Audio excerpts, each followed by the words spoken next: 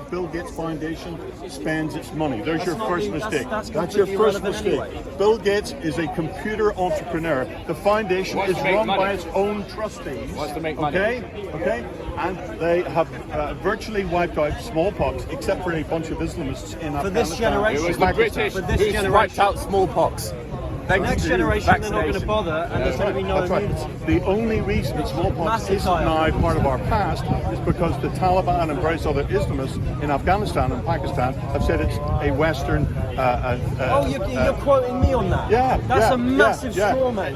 Because there's an Islamist conspiracy theory that vaccines are some sort of. I'm not an Islamist, and you didn't. I know, but you're in bed with him. You're in bed with him.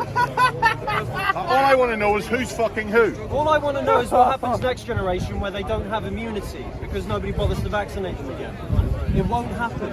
Really? And there'll be a die-off in that generation. Okay, well, what about Not mumps? an outbreak necessarily. Has mumps become now a regular feature because middle-class parents, people like you, have decided, oh, my little Johnny, I don't want to take any of the risks of previous generations. Mumps is now a regular occurrence in schools. As soon as the resources run out of vaccines. My friend, it's a nasty disease. I caught it when I was 14. Very, very nasty. Swells the whole of your face up. It's very nasty. You're as short-sighted as a socialist. You're as short-sighted as any other utopian. I'm not a utopian. No, but you have a utopic dream where everyone's vaccinated. No. I'm an ex-business advisor. I've worked in the private sector most of my life. He's a Blairite.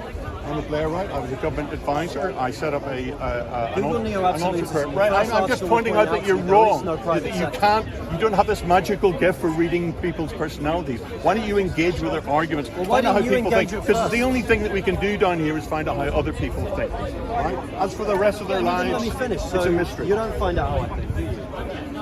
Well, why are you wearing sunglasses in the middle of a dark day? Well, there's another one. It's none of your business. No, I sense with you, my friend, you go straight for the conspiracy theory. So you're sensing now. So you're not trying to figure out how I think. You're sensing. Well, because from what you've just said. I'm not saying it's an orchestrated thing. I'm saying it's what will happen when they don't vaccinate the next generation. There will be no immunity in that generation. Right. And there will be more children born without immunity. So there will be a die-off. So you're pro... All right, and that's a good thing? No. Okay, so you're pro-vaccination. I'm pro-vaccination so long as we can do it, but what happens when we stop doing it because we run out of the resources? Well, I think... We have a massive die-off. And I reckon the financial collapse is going to keep coming. We're several steps from that happening. Most people, it's only at the fringes that there's the anti-vaccination. It's maybe 20%, it's maybe larger in America, but we're still at the situation where most people understand, because as adults, they were vaccinated as children, and they appreciate that certain diseases, which are, children they have never heard of, teachers that they have not heard of, have been eradicated because of vaccination. Right. And one of those was scarlet fever. I had a friend, scarlet fever creates these sores all over your body, and you scratch and itch, and what happens is your immune system is completely overwhelmed by this infection all over your body. It's a very nasty way to die. I'm not doubting it. Okay, and a neighbour of mine died of that in the 1960s, early 1960s. Right. But it's disappeared. So you're pro-vaccine. A massive die-off this century. Decade, rather. Probably a fair conflict as only if a whole bunch of stuff happens. I wouldn't worry about it.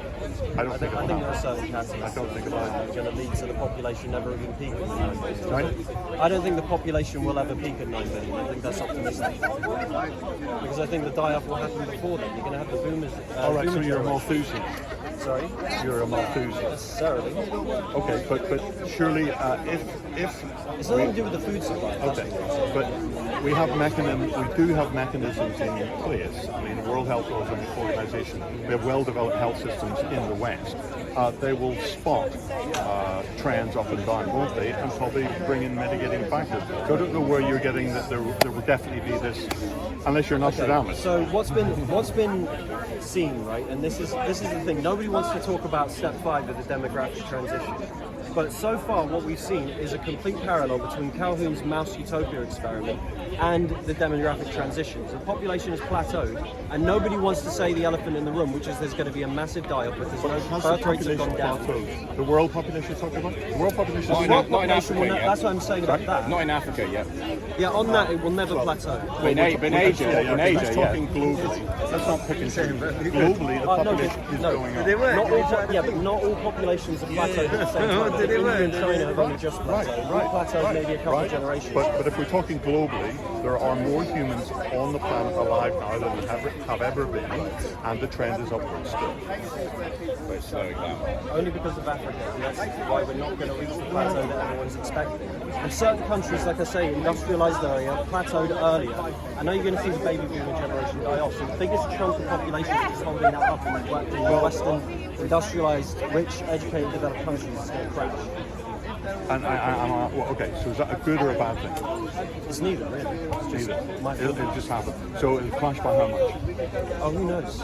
All right, It could crash but it down to the definitely will last crash. man. So that's an article of faith. It's an article of faith, but why is no one else trying to answer the question? What is the Because I don't think your argument's correct.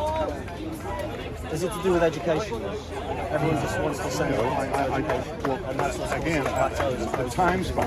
If you're saying that you've got some projection, computer projection, modelling projection, which shows there'll be a massive die-off of the human population, and I'm guessing from what you're saying in 2 generations, 3 generations time.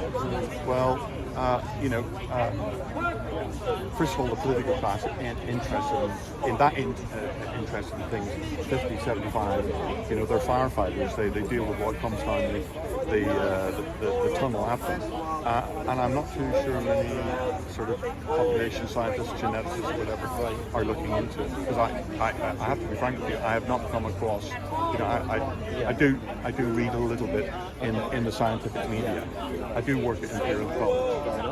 Okay, so I'm just saying that I am in touch with I'm not a scientist myself, but I've got an MA in communication science, and I